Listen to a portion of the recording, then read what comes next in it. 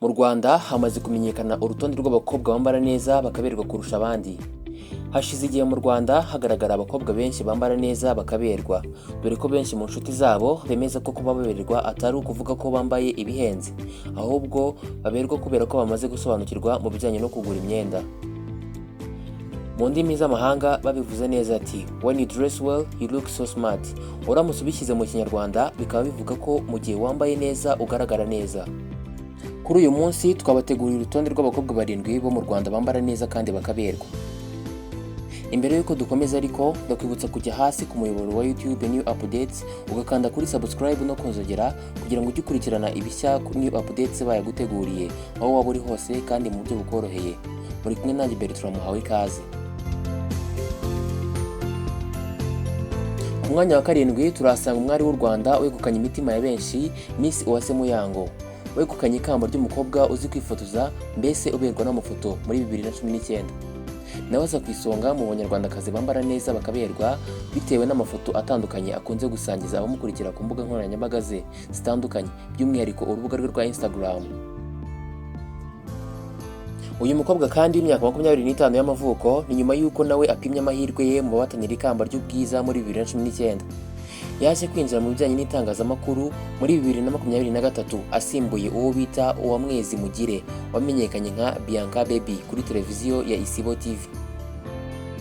Twifashishije inyarwanda.com byavuzwe ko uyu Claudine Uwase Muyango wavuzwe cyane nyuma yo kuva muri Miss Rwanda 2019 yatangiye kujya agaragara ku nyakiramashusho za televiziyo Isibo TV.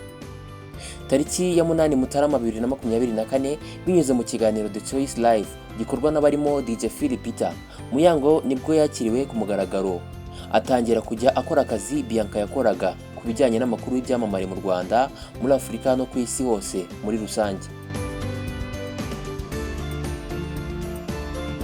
Muyango kandi ari mu bakoze ubukwe bwiza we n'umugabo we Kimenyi Yves ufatira Rayon Sport. Gusa mu bitangaje cyane ni uko mu birori byabo nta mukinnyi nta na nyampinga w'u Rwanda w'umwaka uwo ari wo wose wigeze witabira ubukwe bwabo, dore ko ngo babigize ubwiru mbere y'uko bimenyekana, byitabiriwe n'imiryango ya hafi. Ku mwanya wa 6 turasanga umwe mu banyarwandakazi batigisa imbuga nkoranyambaga zigiye zitandukanye, Mbabazi Shadia wamenyekanye ku izina rya Shadibu. Mbabazi Shadia Shadibu ni umwe mu banyarwandakazi basigaye batigisa urubuga rwa Instagram bitewe n'amafoto ashyiraho ndetse n'amashusho akunzwe gusakazaho. Benshi bakaba bemeza ko yambara neza kandi aberwa cyane. Ni amazina menshi bagiye bamwita nk'Ikirumbo, Uwagashize, Inyamabi, Mwiyambikabusa n'andi menshi atandukanye kubera amafoto yagiye kenshi akunda gushyira ku mbuga nkoranyambaga ze. Shadibu kandi yavuze ko yatangiye kuyoboka imbuga nkoranyambaga hagati ya 2014 na 2015 ngo yewe na n'ubu nicyo kimutunze, rero nta cyabimubuza. Mu kiganiro yigeze kugirana na Keti Radio yabajijwe n'umwe mu bari bakurikiye iyi radio niba anezezwa n'ibivugwa yuko ahagarariye abakobwa bicuruza ndetse nuko yakira iyo yumvishe avugwa ahantu hatandukanye. Shadibu yasubije ko amafoto ashyira hanze hari abarengera bagatekereza ko ibyo atashatse kuvuga, ngo ndetse itangazamakuru n'abandi barabikabiriza ahanini bagamije inyungu zabo bwite. Shadibu yavuze ko akeneye kwita ku bana be 2 b'abakobwa yibarukanye na Meddy Saleh watunganyaga ndetse akanakora amashusho mu ndirimbo n'ibindi birori. Shadibu kandi anavuga ko yigeze gufungwaho ngaha byari muri Covid 2019.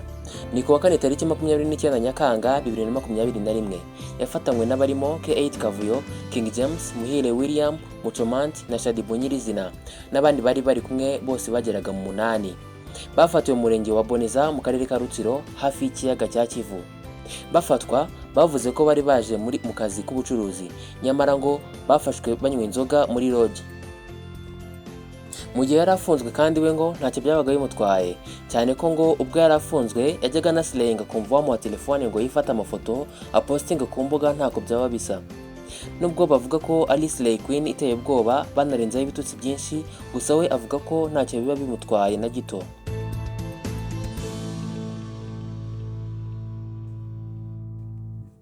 Nyuma y'uko umubano we na Meddy Saleh utagenze neza muri 2015, Shaddy Boo ntibyamubujije gukomeza gahunda ze kugeza ubwo 2021 yongeye guhura n'umusore bagahuza imvugo, umutima uvuga ikiwurimo. Birumvikana ko ari imyaka 6 yari iciyemo, gusa ngo yagiranye ibihe byiza by'urukundo na Diamond na Ommy Dimpoz. Nyamuneka nyarukira hasi ku muyoboro wa YouTube New Updates, ukande subscribe no konzogera, kandi niba wumva iki kiganiro kiri kunyura amatwi yawe ukande no kuri like. Muri kumwe na Bertrand Muhawe ikaze.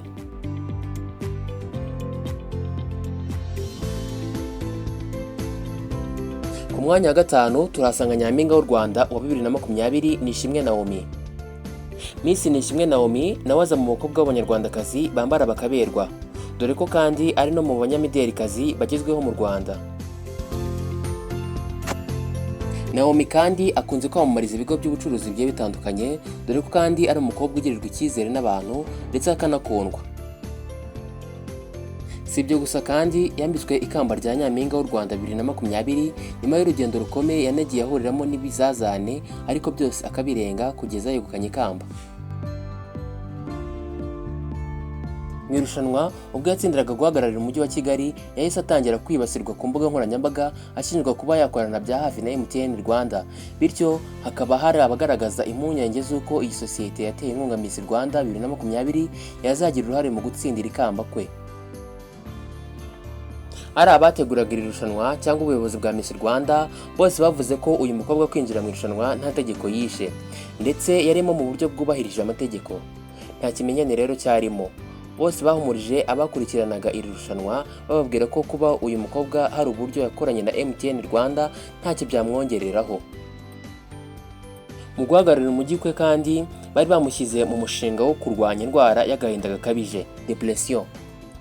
Usibye ikamba rya Nyampinga w'u Rwanda, Nishimwe Naomi yegukanye ikamba ry'umukobwa uberwa n'amafoto wahembwe na Bella Flowers, yamugeneye asaga miliyoni 200,000 y'amafaranga y'u Rwanda. Ikamba rya Miss Rwanda Nishimwe Naomi yegukanye byamuhesheje kwegukana ibihembo binyuranye nka Nyampinga w'u Rwanda 2020 yagenewe imodoka nshya yo mu bwoko bwa Suzuki Swift 2019 yatanzwe na Suzuki binyuze muri Rwanda Motors, ifite agaciro ka miliyoni 18 z'amafaranga y'u Rwanda.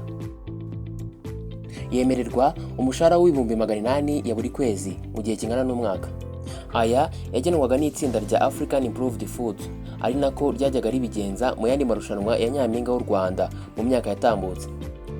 Yari yemerewe kwivuza ku buntu ku ivuriro ryitwa Ubuzima Polyclinic no gusohokera muri Camellia agafata icyo ashaka mu gihe kingana n'umwaka azamarana ikamba. Itike y'indege yagenewe na company yitwa Multi Design Group, Keza Salon imutunganiriza imisatsi ndetse no kwita ku bwiza bwe mu gihe cy'umwaka. Internet y'ubuntu y'umwaka wose. Mu gihe cy'ibirori yambikwaga na Ian Boutique ku buntu, ndetse yahabwaga n'imyenda ya siporo muri magazine Sport Class, byose ku buntu. Umukobwa wese wegukanaga ikamba rya Nyampinga w'u Rwanda yahitaga ahabwa amahirwe yo kwinjira mu bahatanira Miss World, Nyampinga w'isi. Naomi akaba afite umukunzi w'umunya-Ethiopia Michael Tesfaye ukora ibijyanye no kwita ku buzima bwo mu mutwe, bakaba bameranye neza cyane. Ku mwanya wa 4 turasanga umunyamideli ukomeye hano mu Rwanda, Catherine Bashabe cyangwa se Keti Bashabe. Ni umunyamideli ndetse akaba afite n'iduka ricuruza ibijyanye n'imideli. Benshi bamubona bemeza ko uyu mukobwa yambara neza, dore ko hari n'abataripfana bemeza ko uyu mukobwa abayeho neza uramutse urebye imitungo yibitseho. Kuri ubu uyu mukobwa ufite inzu hariya muri Rebero mu murenge wa Kigarama, akaba ari n'ahatuye. Avuga ko nubwo nta mukunzi afite ariko anyuzwe n'ubuzima abayemo. Keti Bashabe ufite amazina bwite Catherine Bashabe, wavutse tariki 9 Nzeri mu 1990, ni umunyarwandakazi w'umushabitsi akaba umujejetafaranga, washinze Kebash Brand, Kebash Sauce Organization ikora ibikorwa by'urukundo. Kebash ni Keti Bashabe n'ubundi nicyo bisobanuye. Uyu Keti Bashabe yamenyekanye bwa mbere ubwo yabaga Nyampinga wa MTN mu 2010, ndetse aza kuba Miss Nyarugenge muri 2012. Ku mwanya wa 3 turasanga Miss Uwicyeza Pamela watanye muri Miss Rwanda mu 2019, akaza mu bakobwa 20 bashakishwagamo Nyampinga w'u Rwanda. wanabaye igisonga cya mbere cya Miss Zuri African Queen yabereye muri Kenya mu 2019 n'ubundi. Akaba ari n'umukunzi w'umuhanzi ukomeye mu Rwanda The Ben. Nawe aza ku isonga mu bakobwa b'abanyarwandakazi bambara neza bakaberwa, dore ko nawe asigaye yarabaye umunyamideli wabigize umwuga. Mu buzima busanzwe yivugiye ko agira urukundo rwo gufasha, ngo aba yumva atabona umuntu arenganwa mu buryo ubwo ari bwo bwose cyangwa ngo yishwe n'inzara.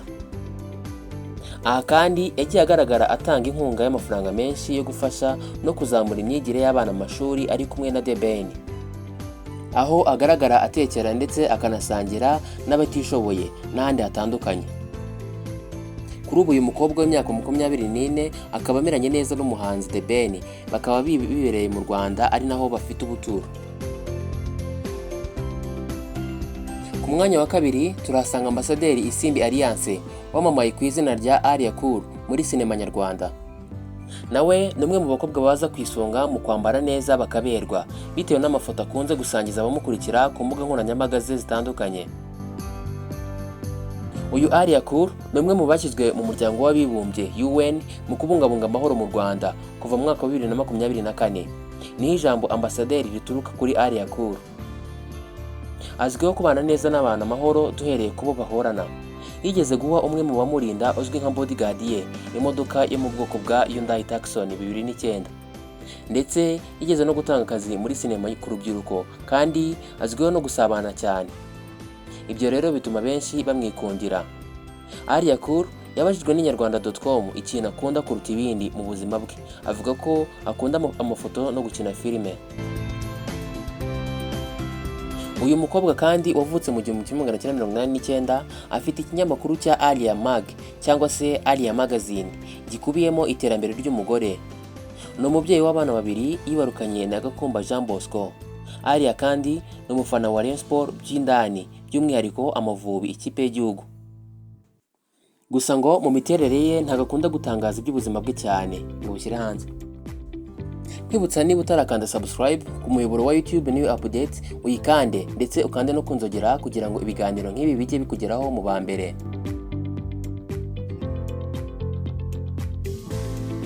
Ku mwanya wa mbere turasanga uwegukanye ikamba rya Nyampinga w'u Rwanda 2016 Miss Mutesi Jolly uza ku isonga mu bakobwa bambara neza bakaberwa.